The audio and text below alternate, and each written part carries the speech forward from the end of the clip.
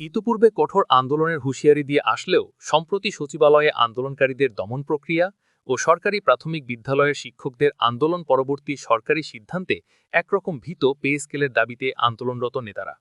তবে সরকারের পক্ষ থেকে আসেনি কোনো ঘোষণা।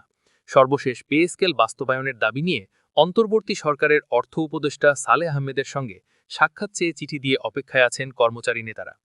রবিবার ১৪ ডিসেম্বর সচিবালয়ে উপদেষ্টার দপ্তরে এই চিঠি হস্তান্তর করেন বাংলাদেশ সরকারি কর্মচারী দাবি আদায় ঐক্য পরিষদের কয়েকজন নেতা।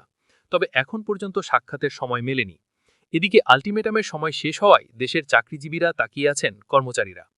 ইতিপূর্বে কঠোর আন্দোলনের হুঁশিয়ারি দিয়ে আসলেও সম্প্রতি সচিবালয়ে আন্দোলনকারীদের দমন প্রক্রিয়া ও সরকারি প্রাথমিক বিদ্যালয়ের শিক্ষকদের আন্দোলন পরবর্তী সরকারি সিদ্ধান্তে একরকম ভীত পে স্কেলের দাবিতে আন্দোলনরত নেতারা।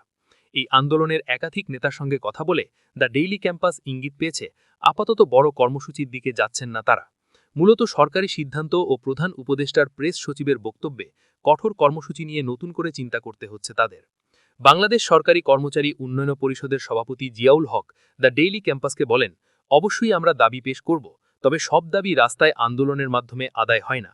এক্ষেত্রে পে স্কেলের দাবিতে আমরা আলোচনার মাধ্যমে আদায় করতে চাইছি।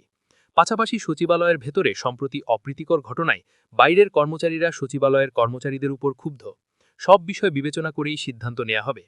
বাংলাদেশ সরকারি কর্মচারী সমন্বয় পরিষদের মহাসচিব বেল্লাল হোসেন দ্য ডেইলি ক্যাম্পাসকে বলেন, আমরা অর্থ উপদেষ্টা সালেহ আহমেদের সঙ্গে সাক্ষাৎ চেয়ে একটি চিঠি দিয়েছি।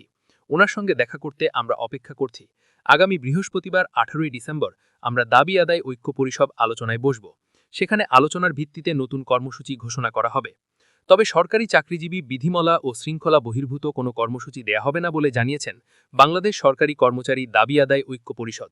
দ্য ডেইলি ক্যাম্পাসকে তিনি বলেন, প্রজাতন্ত্রের কর্মচারী হিসেবে ইচ্ছেমতো কর্মসূচি আমরা দিতে পারি না। আমরা চাকরির বিধিমালা ও শৃঙ্খলার মধ্যে থেকে কর্মসূচি দেব। বিধিমালা বহির্ভূত কোনো কর্মসূচি দেয়া হবে না।